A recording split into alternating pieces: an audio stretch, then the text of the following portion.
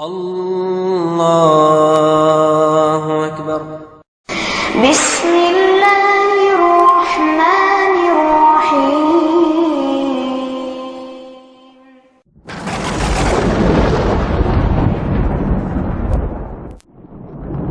وقل جاء الحق وزهق الباطل إن الباطل كان زهوقا. إن الحمد لله نحمده ونستعينه ونستغفره ونؤمن به ونتوكل عليه ونعوذ بالله من شرور أنفسنا ومن سيئات أعمالنا من يهده الله فلا مضل له ومن يضلل فلا هادي له وأشهد أن لا إله إلا الله وحده لا شريك له وأشهد أن محمدا عبده ورسوله أرسله الله بالحق بشيرا ونذيرا وداعيا إلى الله بإذنه وسراجا منيرا. أعوذ بالله من الشيطان الرجيم. يا أيها الذين آمنوا اتقوا الله حق تقاته ولا تموتن إلا وأنتم مسلمون. يا أيها الناس اتقوا ربكم الذي خلقكم من نفس واحدة وخلق منها زوجها وبث منهما رجالا كثيرا ونساء واتقوا الله الذي تساءلون به والأرحام إن الله كان عليكم رقيبا. يا أيها الذين آمنوا اتقوا الله وقولوا قولا سديدا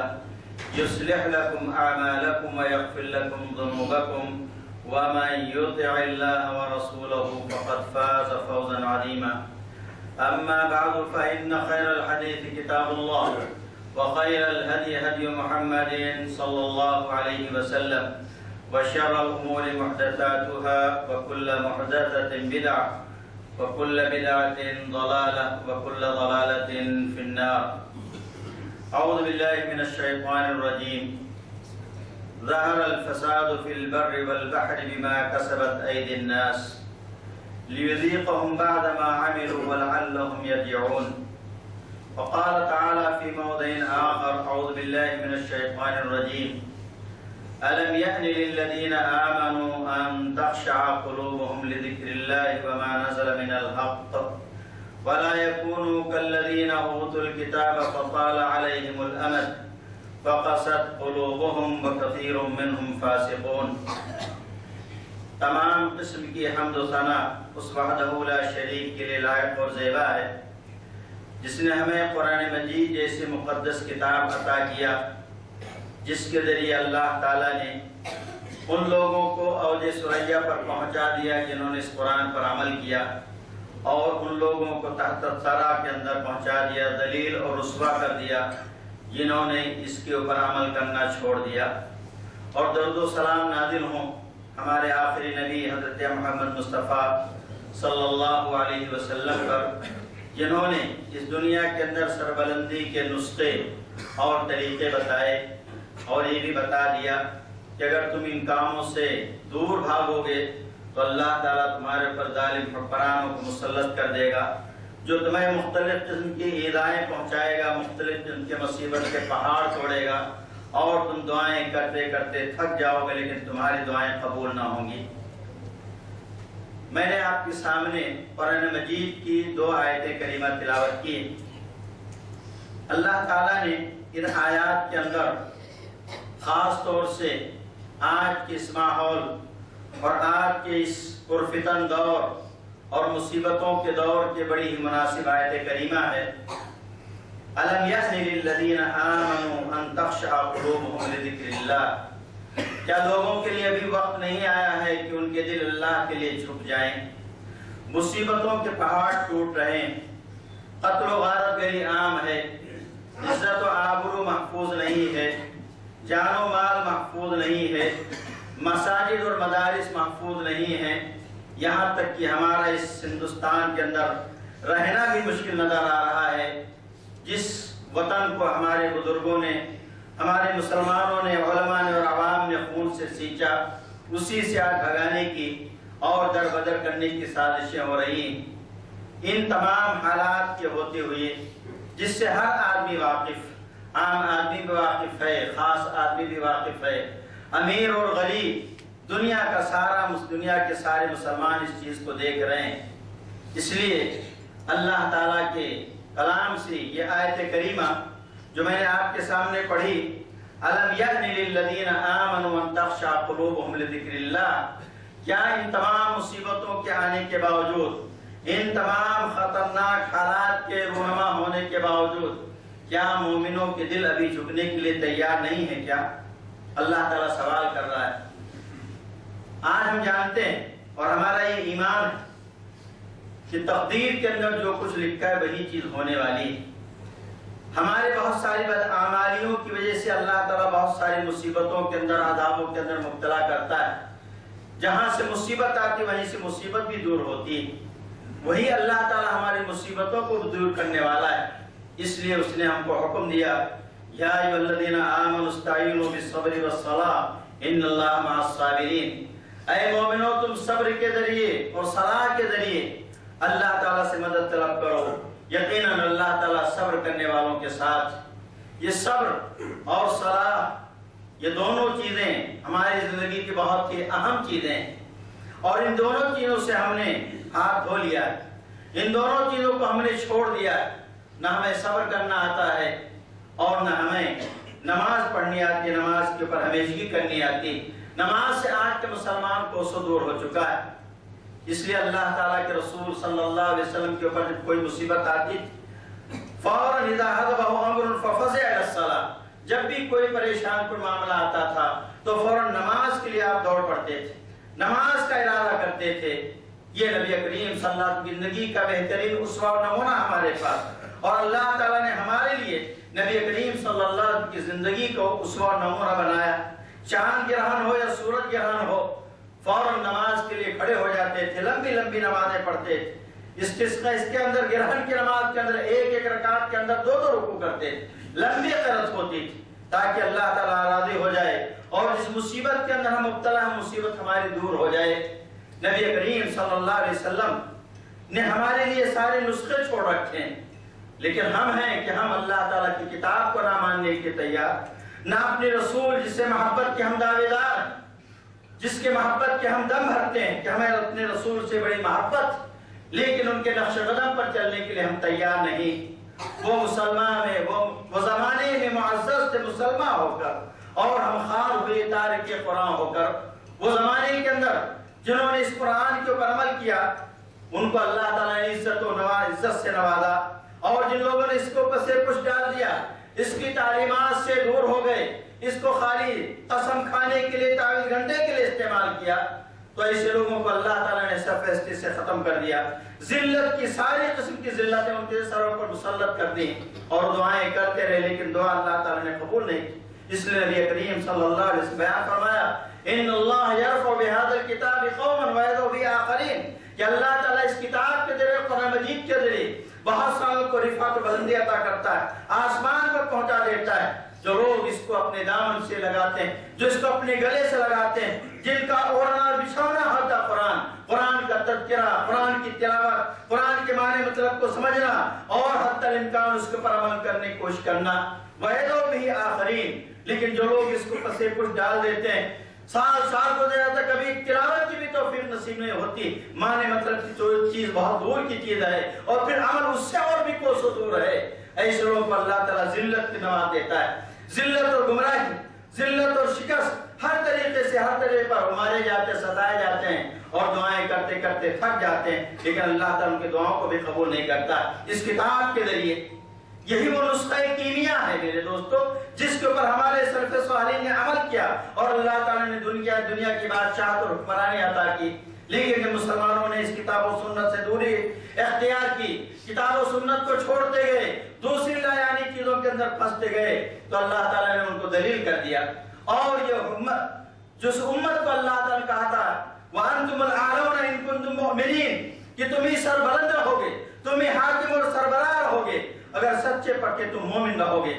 سچے پکے اگر مومن رہو گے، اللہ تعالیٰ کی کتاب کو مضبوط मजबूती से थामोगे और अल्लाह के रसूल की तालीमात को मजबूती से थामोगे तो अल्लाह ताला दुनिया के अंदर तुमको भी वो इज्जत व नसीब फरमाएगा जो सलफ़े सालिहीन को, सहाबे कराम को, तबा ताबईन को जो इज्जत अल्लाह ताला नसीब किया। लेकिन अगर इस कुरान से तुम पीछा छुड़ाओगे, इसलिए अल्लाह ताला ने हमको हुक्म दिया वातसिमू बिहब्लिल्लाह, अल्लाह ताला की रस्सी को मजबूती से थाम लो। अल्लाह ताला की रस्सी है कुरान मजीद है, अल्लाह ताला की रस्सी अल्लाह के रसूल का फरमान है। इन तमाम चीजों को हम मजबूती से थामें और आपस में इख्तलाफ और इंशिकाक के शिकार न, पार्टी बंदी, गरोह बंदी कर ना मिट जाएं। हालांकि सारे मुसलमान एक अक़ीदे के मानने, एक अल्लाह के मानने वाले, एक दीन के मानने वाले, एक नबी के मानने वाले, एक क़िबला और काबा के मानने वाले, लेकिन दिलों के अंदर इतनी नफरत, इतनी दूरी है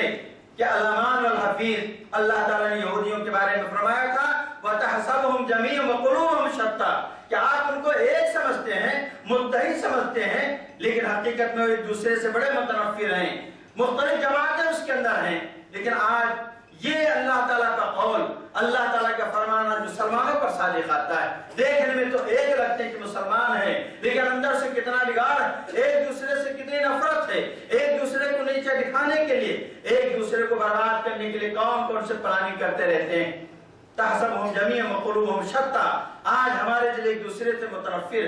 एक दूसरे के साथ चलने के लिए हम तैयार नहीं। कहीं अनानियत का मसला है, कहीं अपनी मादा परस्ती का मसला, हमारा फायदा फला से वाबस्ता है। इसलिए आज हमारी दोस्ती मुसलमानों से नहीं, आज हमारी दोस्तियां गैर मुस्लिमों से ज्यादा हो रही, इसलिए कि हम दुनिया को तरजीह देते हैं। वतुथिरूना,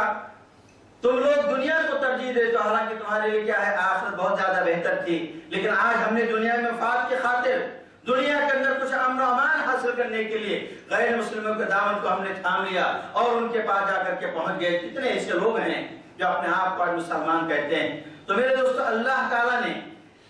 ये निजाम रखा है इस कायनात के अंदर, जब भी इंसान अल्लाह से बगावत करता है, अल्लाह ताला के दीन से दूरी अख्तियार करता है, तो अल्लाह ताला उसके गुनाहों के बदले में, और अगर हर गुनाह के बदले में अल्लाह ताला गिरफ्त करना चाहे, गिरफ्त करना शुरू कर दे, तो कुरान में अल्लाह ने फरमाया कि इंसान इस दुनिया के अंदर कोई बचने वाला नहीं रह जाएगा। लो युआखिरुल्लाहु अन्नास बिजुल्मिह, अल्लाह ताला अगर उनके जुल्म के, उनके गुनाहों की बुनियाद पर अल्लाह ताला अगर मुआखजा करना, गिरफ्त करना शुरू कर दे, मा ज़हरा अला मा तरक अला, अल्लाह ताला जमीन के हुए, जमीन के ऊपर क्या है, कोई चलने फिरने वाला इंसान बाकी न रह जाए। ये हमारे अमाल, इसलिए सूरह शूरा के अंदर अल्लाह ने इरशाद फरमाया वमा असाबकुम मिन मुसीबतिन फबिमा कसबत अयदीकुम व याफू अन कसीर, कि तुम्हारे ऊपर जो मुसीबतें आ रही हैं, चाहे वो आसमान से उसका आसमानी मुसीबतें हो, चाहे जमीनी मुसीबतें हो, चाहे अपनों की जानिब से, गैरों की जानिब से, दुश्मनान इस्लाम की जानिब से, ये तुम्हारे अमाल की, ये तुम्हारे बदआमालियों का नतीजा है। तुम्हारे हाथों ने गुनाहों को कमाया, अल्लाह को नाराज किया है, अल्लाह ने अपनी नाराजगी से अज़ाब तुम्हारे ऊपर नाज़िल कर दिया। वयाफ़ु अन कसीर, और अल्लाह ताला तो बहुत सारे गुनाहों को माफ कर देता है। अगर हर गुनाह पर गिरफ्त करना शुरू कर दे तो पूरी जमीन पर कोई बाकी न रह जाए। इसलिए पिछले कौमें जिन गुनाहों की बुनियाद पर, जिन जराइम की बुनियाद पर बर्बाद की गई, सफ़े हस्ती से उनको मिटा दिया गया, वो सारी की सारी बुराइयां, चाहे कौम आद को ले लें, कौम समूद को ले लें, फिरऔन को ले, जितनी भी कौमें इस दुनिया के अंदर आई और जिनके तज़किरे कुरान मजीद के अंदर मौजूद हैं, अल्लाह ताला उनके किस्से बयान किए इबरत और नसीहत हासिल करने के लिए, सिर्फ पढ़ने के लिए नहीं, किस्से बयान करने के नहीं, बल्कि उन्होंने क्या गलतियां की और किन गलतियों की बुनियाद पर अल्लाह ताला उनका अज़ाब, अल्लाह ताला का अज़ाब उनके ऊपर आया, ये हमें इबरत और नसीहत हासिल करना है। इसलिए अल्लाह ताला ने हज़रत नूह अलैहिस्सलाम से लेकर के नबी करीम सल्लल्लाहु अलैहि वसल्लम तक की जितनी भी बड़ी मशहूर कौमें थी, उन तमाम का तज़किरा अल्लाह ने किया, ताकि हम उन कुरान मजीद की आयात से, उन कुरान मजीद के किस्सों से और नबियों के किस्से और पुरानी कौमों के किस्सों से हम इबरत और नसीहत हासिल करें और अपने आप को उन गुनाहों से पाक साफ रखें जिन गुनाहों की बुनियाद पर उन कौमों को हलाक और बर्बाद कर दिया गया। कुरान मजीद को अल्लाह ताला ने हिदायत के लिए नाज़िल किया, कुरान मजीद को अल्लाह ने नुस्खे कीमिया बना करके भेजा, ये पूरी दुनिया के लिए, पूरी इंसानियत के लिए हिदायत का जरिया था। लेकिन आज हमने इसको छोड़ दिया, हमने इस कुरान पर अमल करना छोड़ दिया, हमने इस कुरान को पढ़ना छोड़ दिया, हमने इस कुरान के माने मतलब को समझना छोड़ दिया। और फिर नबी करीम सल्लल्लाहु अलैहि वसल्लम की हदीस है जिसे अल्लाह ताला कुरान के अंदर बयान फरमाया ظہر الفساد فی البر والبحر بما کسبت ایدی الناس، لوگوں کی بدعمالیوں کی بنیاد پر زمین خشکی کے اندر تری کے اندر فساد پھیل چکا ہے، ہر طرف فساد ہی فساد ہے، ہر قسم کا فساد موجود ہے، دنیا کے سارے میدان کے اندر فساد موجود ہے۔ کیوں؟ لیذیقہم بعد ما عملوا، تاکہ اللہ تعالیٰ ان کو مزہ چکھا ان کی بدعمالیوں کا۔ بدعمالیاں انہوں نے کی، اس لیے بدعمالیوں کی بنیاد پر امن و امان ختم ہو گیا، قتل و غارت گری عام ہو گئی، عزت و آبرو ختم ہو گئی، محفوظ نہیں رہ گئی۔ آج ہماری عزت و آبرو سے لوگ کھیل رہے ہیں، ہمارا خون سستا ہو گیا، ہمارے مکانات ضبط کیے جا رہے ہیں، ہماری بستیاں جلائی جا رہی ہیں، ہمارے نوجوانوں کو جیلوں کے اندر ٹھوسا جا رہا ہے، مختلف قسم کے کیسوں کے اندر ان کو لگا پھنسایا جا رہا ہے۔ یہ تمام کے لیذیقہم بعد ما عملوا لعلہم یرجعون، تاکہ لوگ اللہ تعالیٰ کی دین کی طرف پلٹائیں۔ یہ جو مصیبتیں آسمانی مصیبتیں اور دنیاوی مصیبتیں ہمارے دشمنان اسلام کی طرف سے آتی ہیں، یہ ہمیں درس دیتی ہیں کہ ہم مسلمانوں اپنے رب کی طرف پلٹ آؤ۔ فَفِرُّوا إِلَى اللَّهِ إِنِّي لَكُم مِّنْهُ نَذِيرٌ مُّبِينٌ، اے لوگوں تم اللہ تعالیٰ کی طرف دوڑ پڑو۔ ایسے حالات کے اندر بھی اگر تم نے دین کو نہیں تھاما، ایسے حالات کے اندر بھی اگر تم نے اپنے عقیدے کی اصلاح نہیں کی، ایسے حالات کے اندر تم نے نمازوں کی پابندی نہیں کی، ایسے حالات کے اندر اگر تم نے حلال و حرام کی تمیز نہیں کی، ایسے حالات کے اگر تم نے اپنے بچوں کی صحیح تربیت نہیں کی، تو یاد رکھو اللہ تعالیٰ کا عذاب ان بطش ربک لشدید، اللہ کا عذاب بڑا ہی سخت ہوگا۔ اس لیے ہمیں اپنا محاسبہ کرنا ہے، ہمیں دیکھنا ہے کہ مصیبتیں کیوں آ رہی ہیں، یہ مصیبتوں کے آنے کے اندر ہمارا کتنا عمل دخل ہے، ہمارا کتنا عمل اس کے اندر اچھا ہے، کتنے ہم اعمال شریعت کے مطابق، ہم میں سے کتنے ایسے لوگ ہیں جو مکمل شریعت پر عمل کرنے کے لیے تیار ہوں، جبکہ قرآن ہمیں حکم دیتا ہے یا ایھا الذین آمنوا ادخلوا فی السلم کافہ،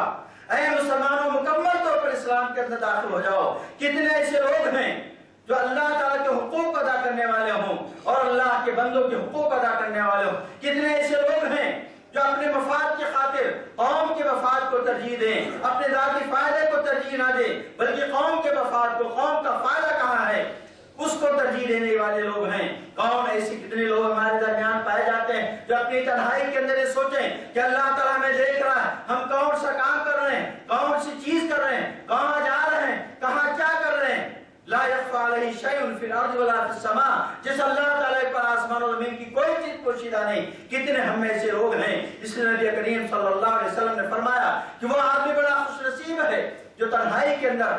اپنے گناہوں کو یاد کر کے اللہ تعالیٰ کو روتا ہے، تنہائی کے اندر گناہ نہیں کرتا ہے بلکہ تنہائی کے اندر اپنے گناہوں کو یاد کر کے اس کی آنکھوں سے آنسو بہ جاتے ہیں۔ اللہ تعالیٰ عرش الہی میں اس وقت جس دن کوئی بھی سایہ نہیں ہوگا، اللہ تعالیٰ اپنے عرش کے سائے میں اس کو جگہ دے گا۔ رجل شاب نشا فی عبادت اللہ، وہ نوجوان جو اللہ تعالیٰ کی عبادت کرنے اس کا وقت گزارتا ہوگا، مردوں سے کا تعلق ہوگا، نمازوں سے اس کا تعلق ہوگا، روزوں سے اس کا تعلق ہوگا، حلال کمائی کی ہمیشہ متلاشی رہتا ہوگا، ایسے مسلمان آپ کو ڈھونڈے سے کہیں ملیں گے۔ آج ہم اپنے ان بدعمالیوں کی بنیاد پر، اپنی بد اخلاق کی بنیاد پر یہ اللہ تعالیٰ سے امید رکھیں کہ اللہ تعالیٰ ہمارے اوپر بڑا ہی نیک کوئی حکمراں مسلط کرے گا، بڑا ہی اچھا حکم ہمارے بنا پیدا کرے گا۔ یہ میرے دوستو وہم و خیال والی بات ہے۔ ہماری بدعمالیاں ایسی ہیں کہ اللہ تعالیٰ ہماری اللہ تعالیٰ کی رحمتیں ہمیں سے دور کر دیتی ہے۔ اللہ تعالیٰ کی رحمت، اللہ تعالیٰ کی رحمتیں ہمارے قریب آنے کے لیے نہیں کرتی، قریب ہوتی ہیں، اس لیے کہ ہم نے یہ تمام کام ایسے انجام دیے ہیں، ایسے کرتوت ہمارے ہو گئے کہ ہم سارے کے سارے اسباب اگر ہم تلاش کرتے جب بولتے تو کہتے فلاں نے ایسا کیا، فلاں حکومت ایسی، لیکن ہم میں سے کتنے ایسے لوگ ہیں الم یعن الذین آمنوا تخشع قلوبهم لذکر اللہ، کیا لوگوں کے دل ابھی جھکنے کے لیے آئے قریب تیار نہیں ہے؟ کیوں؟ اس چیز کے لیے جو اللہ تعالیٰ نے نازل کیا ہے، اللہ تعالیٰ جو کتاب نازل کی، اللہ تعالیٰ جو ہمارے لیے نبی کریم صلی اللہ علیہ وسلم کا اسوہ ہمارے لیے قرار دیا ہے پوری زندگی کو، سیرت رسول ہمارے سامنے، ان کے پاس بھی پریشانیاں آئیں، مکہ کی زندگی کے اندر بھی اور ہندوستان کے اندر بہت ایسے حالات آئے، لیکن ایسے حالات کے اندر ہاتھ پیر توڑ کر کے بیٹھ جانے مطلب نہیں ہم مایوس ہو جائیں کہ ہم تو کچھ نہیں کر سکتے، نہیں۔ ایسے مایوسی کے عالم میں، ایسے پرفتن دور کے اندر انسان کو، مسلمان کو عزم و حوصلے کے ساتھ اللہ تعالیٰ کے رجوع کرنا چاہیے، اللہ تعالیٰ سے استغفار کرنا چاہیے، اللہ تعالیٰ سے توبہ کرنا چاہیے اور سچی توبہ کرنا چاہیے، نمازوں سے اپنا تعلق قائم کرنا چاہیے، مساجد سے اپنا تعلق قائم کرنا چاہیے، اللہ تعالیٰ کی کتاب کو گلے سے لگانا چاہیے، نبی کریم صلی اللہ علیہ وسلم کی تعلیمات اپنے گلے سے لگانا چاہیے، اپنے بچوں کی دینی تربیت کرنی چاہیے، نوجوانوں کی بھی تربیت ہونی چاہیے، نوجوان بیٹیوں کی بھی تربیت ہونی چاہیے، عورتوں کے لیے بھی تربیت ہونی چاہیے، باؤں اور بوڑھوں کے سب کے ہمارے پاس تربیت کا ذریعہ ہونا چاہیے تاکہ ان کو ہم یاد الہی کے اندر مشغول کر سکیں، ان کو مسجدوں سے جوڑ سکیں، اللہ تعالیٰ کی کتاب سے جوڑ سکیں اور نبی کریم صلی اللہ علیہ وسلم سے محبت کا طریقہ ہم کو سکھائیں۔ ہمارے صحابہ کرام نے کس طریقے سے اپنی قربانیاں دی اس دین کو آگے پھیلانے کے لیے۔ وہ دشمنوں کے سامنے جھک نہیں گئے، وہ خوف اور ہراساں کے عالم میں بھی رہتے، لیکن ایسا نہیں تھا کہ وہ آپس میں اتفاق و اتحاد کے ساتھ نہیں رہتے تھے یا اپنے آپ کو تقدیر کے حوالے کر دیا جو اللہ نے لکھا ہوگا، نہیں، بلکہ نئے عزم و حوصلے کے ساتھ مستقبل کا لاہمل تیار کرتے تھے۔ آئندہ ہمیں کیا کرنا ہے، کس طرح کرنا ہے، نبی کریم صلی اللہ علیہ وسلم سے پوچھتے تھے۔ اللہ کے رسول صلی اللہ علیہ وسلم، یہ تمام مصیبتوں پر مصیبتیں آ رہی، ہمارا وقت کب آئے گا، متى نصر اللہ، اللہ تعالیٰ کی مدد کب ہوگی؟ نبی کریم صلی اللہ علیہ وسلم کہتا ہے ابھی تو تمہارے پاس کچھ نہیں، تم سے پہلے جو لوگ گزرے ان کے پاس تو اتنی مصیبتیں تھی کہ ان کو آرے سے چیر دیا جاتا تھا، ان کو بالکل لوہے کی کنگھیوں سے ان کے بوجھ کو ختم کر دیا جاتا تھا۔ احسب الناس ان یترکوا ان یقولوا آمنا وهم لا یفتنون، کیا لا الہ کہہ لینے کے بعد، اپنے آپ کو مسلمان کہہ لینے کے بعد لوگ سمجھتے ہیں کہ ان کی آزمائش نہیں ہوگی، آزمائش ہوگی تاکہ سچا کون ہے، جھوٹا کون ہے، اصلی مسلمان کون ہے، ڈپلیکیٹ مسلمان کون ہے، اوریجنل مسلمان کون ہے اور دوسرا غیر اوریجنل مسلمان کون ہے، یہ اللہ تعالیٰ پہچاننا بھی چاہتا ہے۔ اس لیے میرے دوستو، اللہ تعالیٰ نے اس وقت جو ہمارے لیے حالات پیدا کیے ہمارے لیے ضروری ہے، وَأَنِيبُوا إِلَىٰ رَبِّكُمْ وَأَسْلِمُوا لَهُ، اللہ تعالیٰ کے رجوع کرو۔ سورہ زمر کے اندر اللہ فرمایا کہ اگر تمہیں اس مصیبت سے نجات حاصل کرنا ہے تو اللہ تعالیٰ کی طرف رجوع کرو، اللہ تعالیٰ کے سامنے رو گر گراؤ، اپنے گناہوں کی معافی مانگو اور اللہ تعالیٰ کی دین کے سلسلے میں جو کوتاہی تم سے ہو رہی، رسول اللہ صلی اللہ علیہ وسلم کی سنتوں کے بارے میں جو کوتاہیاں آپ سے ہو رہی، ان کوتاہیوں کے لیے اللہ تعالیٰ سے معافی مانگو۔ اللہ تعالیٰ آج بھی فضائے بدر پیدا کر فرشتے تیری نصرت کو اتر سکتے ہیں گردوں سے قطار اندر قطار بھی، آج بھی آواز اللہ تعالیٰ کا ادعونی استجب لکم، تم مجھے پکارو میں تمہاری دعاؤں کو قبول کروں گا۔ شرط یہ کہ آپ اخلاص کے ساتھ، للہیت کے ساتھ اللہ تعالیٰ کو یاد کریں۔ اللہ تعالیٰ نے حضرت یونس علیہ السلام کو مچھلی کے پیٹ سے نجات دیا، لا الہ الا انت سبحانک انی کنت من الظالمین، اس کا ورد کثرت سے ہونا چاہیے، اپنے گناہوں کا اعتراف کرنا چاہیے، اپنی پریشانیوں کا اللہ تعالیٰ کے سامنے ذکر کرنا چاہیے اور اپنی بدعمالیوں سے اللہ تعالیٰ سے پناہ مانگنی چاہیے۔ حضرت یونس علیہ السلام کو اللہ تعالیٰ نے ان تمام تاریکیوں سے نجات دیا جہاں پر یہ آدمی سوچ نہیں سکتا ہے کہ کس طرح انسان جب مچھلی کے پیٹ میں چلا گیا تو کیسے نجات پائے گا، لیکن اللہ تعالیٰ کو جب انہوں نے پکارا اس سمندر کے تہ کے اندر رہ کر کے، تاریخ کے اندر رہ کر کے جب اللہ تعالیٰ کو یاد کیا تو اللہ تعالیٰ ان کی پریشانی کو دور کیا۔ لا الہ الا انت سبحانک انی کنت من الظالمین۔ نبی کریم صلی اللہ علیہ وسلم کے دور میں جب مکہ والوں نے مطالبہ کیا کہ ہمارے پر عذاب کیوں نہیں آتا ہے تو اللہ تعالیٰ نے سورہ انفال کے اندر کہا کہ جب رسول جب تک تمہارے درمیان موجود ہے اس وقت اللہ تعالیٰ تم کو عذاب نہیں دے گا، اور اسی کے ساتھ ساتھ یہ بھی اللہ تعالیٰ نے فرمایا کہ جب تک یہ بندے اللہ تعالیٰ سے استغفار کرتے رہیں گے، اپنے گناہوں کی معافی مانگتے رہیں گے، اللہ تعالیٰ اس وقت تم کو عذاب نہیں دے گا۔ وما كان الله ليعذبهم وانت فيهم وما كان الله معذبهم وهم يستغفرون۔ اللہ تعالیٰ جب تک آپ نے بھی نبی آپ موجود جب تک ان کے بیچ میں اللہ تم کو ہلاک اور برباد نہیں کرے گا، اور جب تک کہ لوگ آپ کے بعد جب تک کہ لوگ اللہ تعالیٰ سے اپنا تعلق قائم رکھیں گے، اللہ تعالیٰ سے معافی مانگیں گے، اللہ تعالیٰ اس وقت تک اللہ تم کو ان کو ہلاک نہیں کرے گا، ان کے اوپر عذاب نازل نہیں فرمائے گا۔ اس لیے میرے دوستو آج اللہ ضرورت ہے کہ اللہ تعالیٰ کی اطاعت پر رجوع کریں اور اپنے گناہوں کی معاف مانگیں۔ استغفار توبہ استغفار بڑی اہم چیز ہے، اس لیے قرآن مجید کے اندر سورہ نوح کے اندر اللہ تعالیٰ نے فرمایا فَقُلْتُ اسْتَغْفِرُوا رَبَّكُمْ إِنَّهُ كَانَ غَفَّارًا۔ حضرت نوح کہتے ہیں کہ میں نے اپنی قوم سے کہا اللہ تعالیٰ سے مغفرت طلب کرو، یرسل السماء علیکم مدرارا، تمہارے گناہوں کی بخشش ہوگی، تمہاری جو قحط سالی کے شکار ہو تعالیٰ ساری مصیبتوں کو دور کر دے گا، مال و دولت کے اندر فراوانی عطا کرے گا۔ حضرت حسن بصری کے پاس ایک آدمی آیا اور کہا کہ ہمارے پاس قحط سالی ہے، کیا کریں؟ ہم کہا جاؤ استغفار کرو۔ ایک آدمی آیا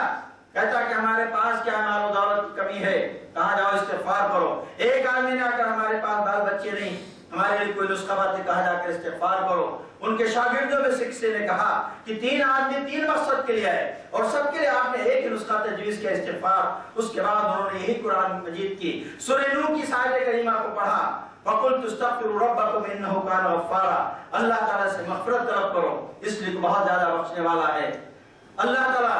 یرسل السماء علیکم مدرارا، آسمان سے موسلا دھار بارش نازل کرے گا. وَيُمْدِدْكُمْ بِأَمْوَالٍ وَبَنِينَ، اور مال و دولت کے اندر اور اولاد کے اندر بھی اللہ تعالیٰ زیادتی کرے گا. وَيَجْعَلْ لَكُمْ جَنَّاتٍ وَيَجْعَلْ لَكُمْ أَنْهَارًا، اور تمہارے باغات پیدا کر دے گا، تمہارے نہریں پیدا کر دے گا، تمہاری روزی روٹی کا بھی انتظام ہو جائے گا، غلہ بھی پیدا ہوگا، پھل فروٹ بھی پیدا ہوں گے. یہ ساری کی ساری مصیبتیں دور کرنے کے لیے حضرت نوح علیہ السلام نے اللہ تعالیٰ کے حکم سے اپنے قوم کو حکم دیا. یہی نسخہ حضرت حسن بصری رحمۃ اللہ علیہ نے اس 3 آدمیوں سے جو 3 مقصد کے لیے آئے ان کو بھی یہی ذکر کیا. تو میرے دوستو، کہنے کا مطلب یہ ہے کہ اللہ تعالیٰ نے ہمارے لیے آج جن حالات سے گزر رہے ہیں، ہر آدمی اس بات کو جانتا ہے. ایسے میں ضرورت ہے ہمیں اس بات کی کہ ہم اپنے اعمال کا محاسبہ کریں. حاسبوا قبل ان تحاسبوا، اے لوگوں اپنے آپ کا محاسبہ کر لو اس سے پہلے کہ تمہارا محاسبہ کیا جائے. تمہارے ساتھ غلط سلوک، آج جو کچھ ہو رہا ہے، تمام چیزوں کو ہم جانتے ہیں، اس لیے ضروری ہے. اور اس کے ساتھ ساتھ جو ہمارے جائز حقوق ہیں اس جمہوری ملک کے اندر، ان جائز حقوق کو بھی ہم استعمال کریں جو ہم کر سکتے ہیں مظاہرات کی شکل میں.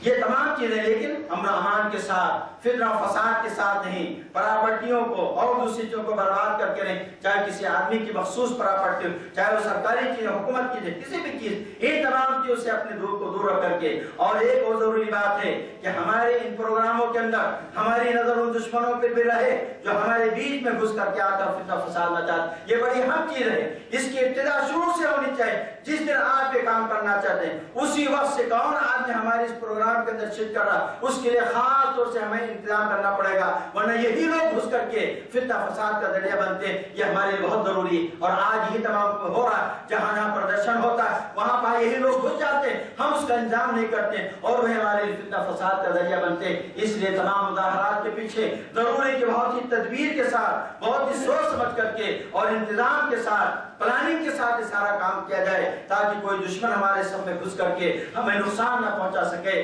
اللہ تعالیٰ سے دعا کہ اللہ تعالیٰ نیک اعمال کے لیے توفیق دے. اللہ تعالیٰ ہمارے پر جو مصیبتیں آ رہی ہیں مصیبتوں کو دور فرمائے. اللہ تعالیٰ ہمارے گناہوں کو معاف فرمائے. اللہ تعالیٰ ہمیں نمازوں کا پابند بنائے. اللہ تعالیٰ ہماری ساری پریشانیوں کو دور فرمائے. اے اللہ تعالیٰ ہم گنہگار ہیں، اے اللہ تعالیٰ ہم بہت سارے گناہوں کے اندر ملوث ہیں، لیکن تیری رحمت بہت زیادہ وسیع ہے، تیری مغفرت بہت زیادہ وسیع ہے. اے اللہ تعالیٰ تو رحم فرما، ہماری حفاظت فرما، ہماری عزت و آبرو کی، جان و مال کی، مسجد و مدارس کی، تمام چیزوں کی اللہ تعالیٰ حفاظت فرما. اے اللہ تعالیٰ ہم کو دنیا کے اندر باقی رکھ، دین اسلام پر قائم دائم رکھ، اور جب ہمارا خاتمہ دین توحید لا الہ الا اللہ پر ہو. اقول قولی ھذا واستغفر لي